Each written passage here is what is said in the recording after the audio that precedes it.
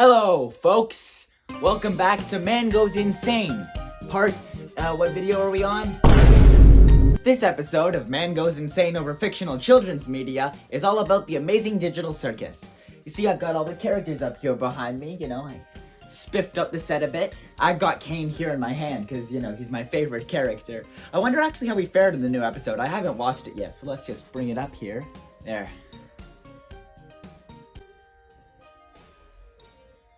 Oh. They killed him. They killed him. Oh no. Look how they massacred my boy. Welcome back to the amazing digital me. I'm gonna be itching my eyes throughout this video because for some reason some dust got kicked up in my room and I'm incredibly allergic to dust. Also, I'm not wearing my Kane costume as normal because I don't have it. I lent it out to somebody to use, during Christmas, and I haven't seen it since. So as mentioned, today we're talking amazing digital circus. So Kane just died. Oh yeah, spoiler alert, I guess. Kane died. I think we were all expecting someone to die in this episode. I'm pretty sure every episode since the pilot that's been released, there's been one character who everyone thinks is going to abstract. I was actually under the impression for a long time that Kane was going to abstract and that he would just leave them in an empty void of glitched circus. I wasn't right. But I also kinda wasn't wrong. Kane can't abstract because he's an AI, of course. In that theory, I proposed that he was a human. And of course, I was wrong. He isn't a human, he's an AI. We saw that in the newest episode. Only the actual humans are humans. Or are they? What if I was to tell you that maybe the humans aren't humans? Let's see how much of the Vsauce music I can put in this video without getting copyright claimed. What if Kane isn't the only AI here? At the end of the video, I might be able to even justify that Kane isn't an AI at all. I know, it sounds crazy, but it's true. But instead, all these characters are AI. See, the funny thing about Gooseworks is that she tends to give us red herrings, tease us with something that isn't true.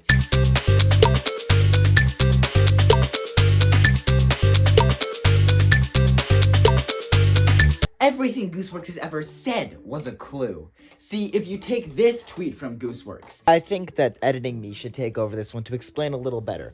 Basically, Gooseworks made this really cryptic tweet right after the release of episode 8, and everyone was very confused by it. Most people were thinking that Jim Kicks was going to be some sort of character later in an episode, like teasing Ming or teasing Disappearing Guy or something like that, like a side character, or like how they teased the fish.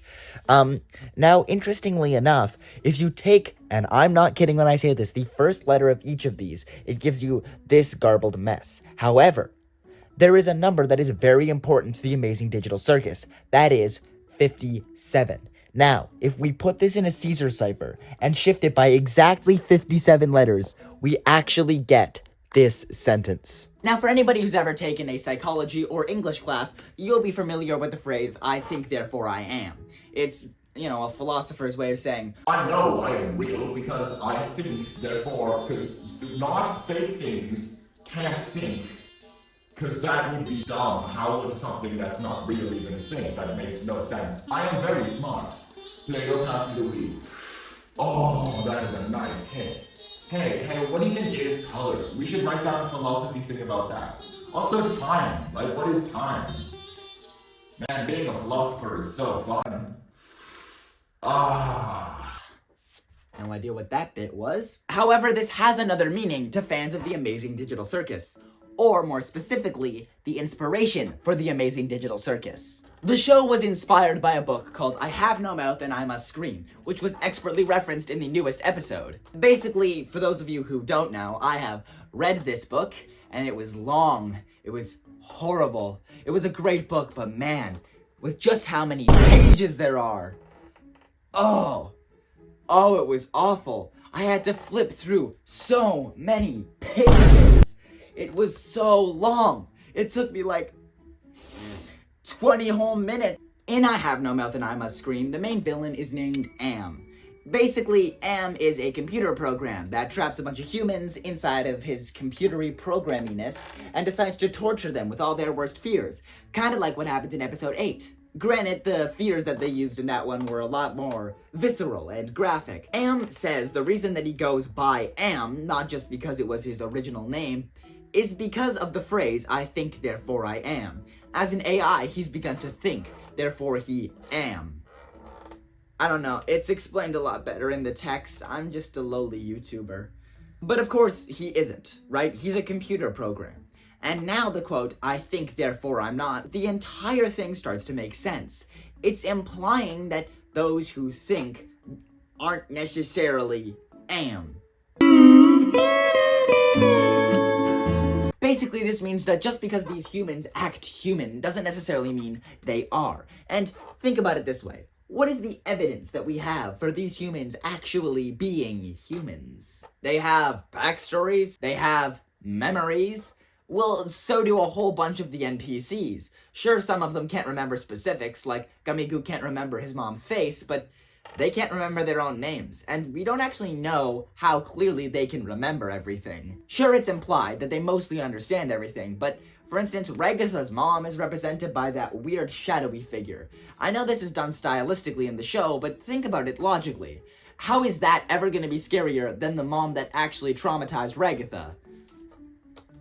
Why isn't Ragatha up here? She was being burned by my heater because she fell down behind the chair I put all these guys on normally. Ragatha was clearly traumatized by her mother, not a shadow figure, so it would make more sense to show her mother. I think this is trying to show that the characters don't necessarily remember everything. Ragatha doesn't actually remember her mother's own face, just like Gummigoo didn't remember his mother's own face. What is abstraction? It's kind of funny that we've gone 8 episodes into this show, which I suppose isn't a lot for a normal show, but we're almost done the show. The finale's next episode, and nobody's ever questioned what abstraction is. Sure, it's clearly a stand-in for a psychotic break of some kind, but why would that affect the computer code? See, mental stuff like that doesn't exactly translate to computer code as sad equals bad, right? It would just be a condition. Now, I'm not a computer programmist,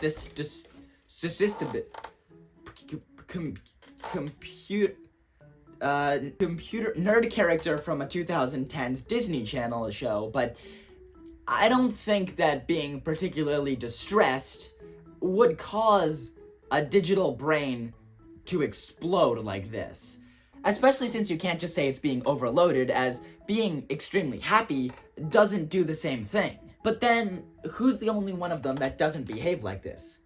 The way we can apply this to all of the characters is by pointing out that they all have the same circumstance. So clearly, all of them would be NPCs. The only one who acts differently is Cain. When they kill him, he doesn't just die like a computer program would.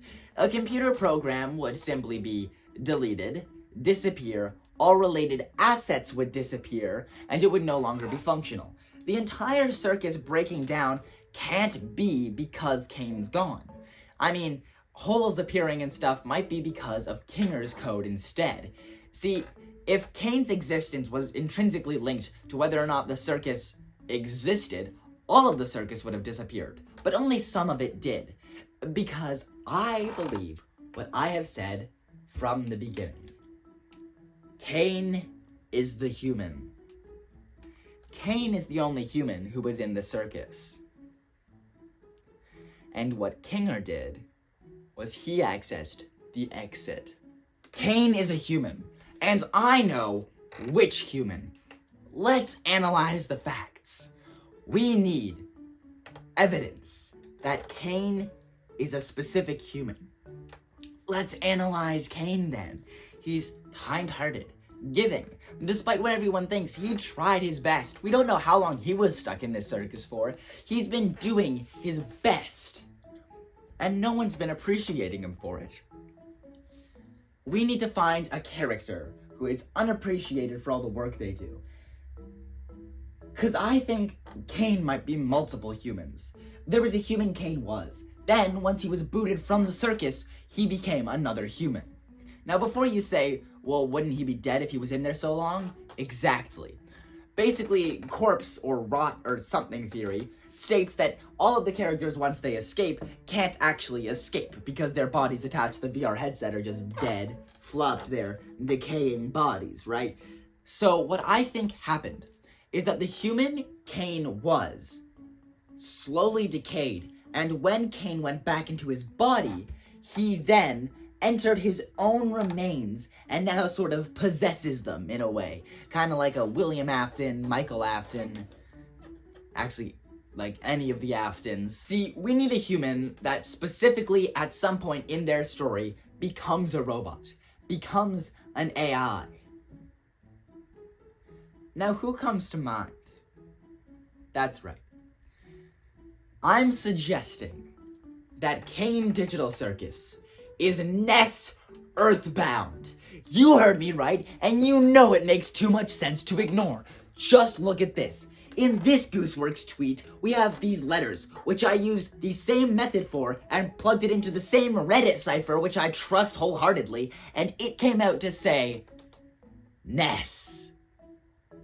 I'm going to level with you. It actually said it backwards, but next to it on the website was a picture of a mirror. So by putting Ness into the mirror, we're able to flip it, and this word into a mirror and flip it. We're able to see it says Ness, because Cain is Ness, and that's not all. As Ness's body slowly decayed, all that was left was Cain's consciousness, which was then shoved back into his old body.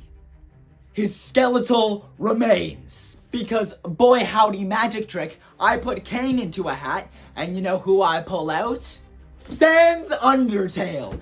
Cain is Ness, who of course is Sans, and I have finally figured it out.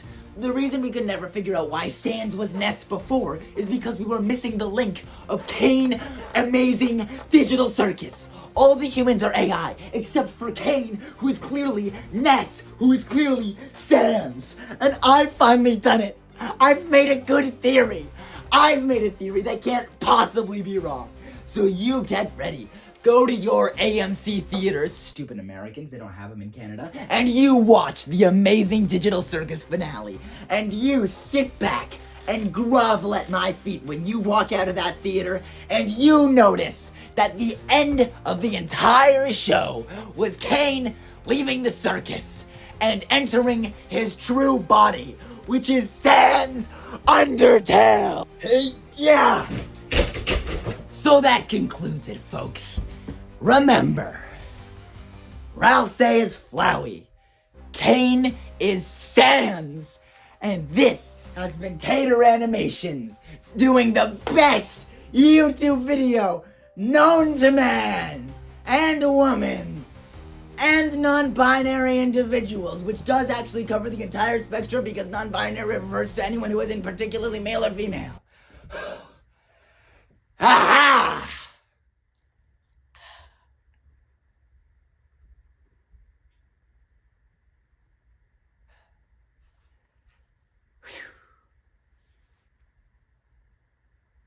Wait, what day of the year was this video uploaded?